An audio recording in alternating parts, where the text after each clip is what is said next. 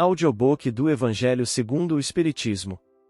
Capítulo 4.2 Laços de família fortalecidos pela reencarnação e rompidos pela unicidade da existência. Os laços de família não são destruídos pela reencarnação, como pensam algumas pessoas. Ao contrário, são fortalecidos e estreitados. É o princípio oposto que os destrói. Os espíritos formam, no espaço, grupos ou famílias, unidos pela afeição, pela simpatia e pela semelhança das inclinações. Estes espíritos, felizes de estarem juntos, se buscam. A encarnação somente os separa momentaneamente, pois que, uma vez retornando à erraticidade, eles se reencontram, como amigos que voltam de uma viagem. Frequentemente, eles seguem juntos durante a encarnação, reunindo-se numa mesma família ou num mesmo círculo, trabalhando juntos para a evolução mútua. Se uns estão encarnados e os outros não, continuarão unidos pelo pensamento. Os que estão livres velam pelos que estão cativos, os mais evoluídos procuram ajudar no progresso dos retardatários. Depois de cada existência, terão dado mais um passo no caminho da perfeição.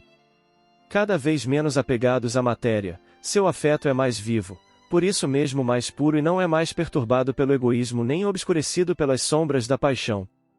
Eles podem, então, percorrer um número ilimitado de existências corporais, sem que nenhum prejuízo perturbe a sua mútua afeição.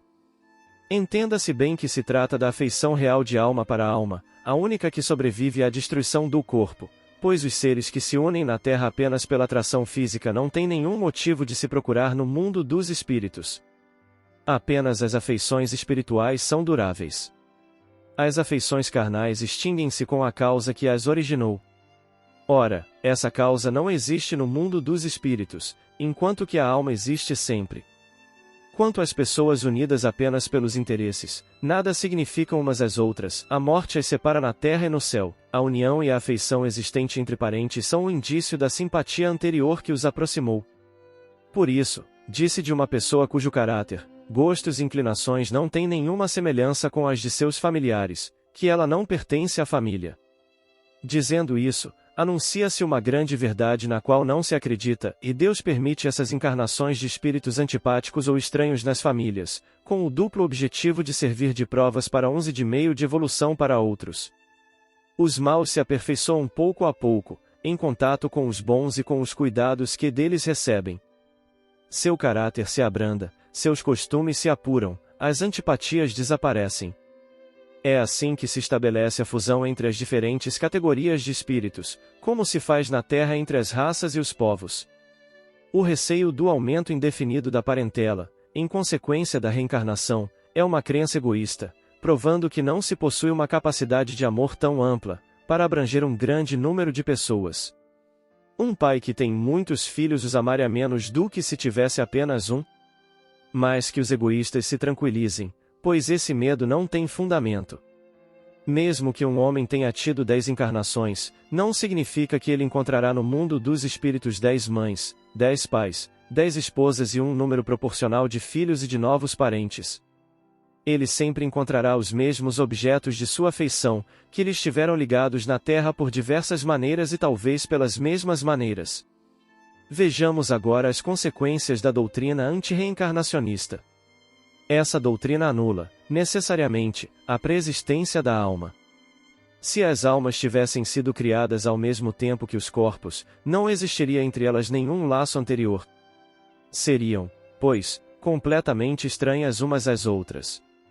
O pai seria estranho ao seu filho, e a união das famílias ficaria assim reduzida unicamente à filiação corporal, sem nenhum lastro espiritual. Não há nenhum motivo, portanto, para se glorificar de ter tido por ancestrais tais ou tais personagens ilustres. Com a reencarnação, ancestrais e descendentes podem ser conhecidos, ter vivido juntos, podem se ter amado, e mais tarde podem reunir-se de novo para estreitarem os seus laços de simpatia. Isto quanto ao passado. Quanto ao futuro, segundo os dogmas fundamentais que resultam do princípio antirreencarnacionista, o destino dessas almas está irrevogavelmente fixado depois de uma única existência. A fixação definitiva do destino implica a negação de todo o progresso, pois se há algum progresso, não há destino definitivo. Segundo, tenham elas bem ou mal vivido, vão imediatamente para a morada dos bem-aventurados ou para o inferno eterno. Desta forma, ficam imediatamente separadas para sempre, e sem esperanças de reaproximação, de tal maneira que pais, mães e filhos, maridos e esposas, irmãos e amigos não têm nunca a certeza de se reencontrarem, que é a mais absoluta ruptura dos laços de família. Com a reencarnação e o progresso que lhe é consequente, todos os que se amaram se reencontram na terra e no espaço, e juntos rumam para Deus. Se há os que fracassam no caminho, retardam a sua evolução e a sua felicidade, mas nem toda a esperança está perdida. Ajudados, encorajados e sustentados por aqueles que os amam, sairão, um dia, do atoleiro em que caíram.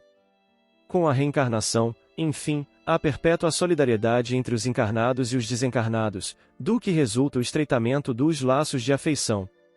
Em suma, 4 alternativas se apresentam ao homem para o seu futuro de além-túmulo. Primeiro, o nada. Segundo a doutrina materialista. Segundo, a absorção no todo universal. Segundo a doutrina panteísta. Terceiro, a conservação da individualidade, com destino fixado. Segundo a doutrina da Igreja. Quarto, a conservação da individualidade, com progresso infinito. Segundo a doutrina espírita. Segundo as duas primeiras, os laços de família são rompidos pela morte, e não há nenhuma esperança de se reencontrarem. Com a terceira, há possibilidade de se reverem, contanto que estejam no mesmo meio, e esse meio pode ser tanto o inferno quanto o paraíso. Com a pluralidade das existências, que é inseparável da evolução gradual, há a certeza da continuidade das relações entre os que se amam e é isso que constitui a verdadeira família.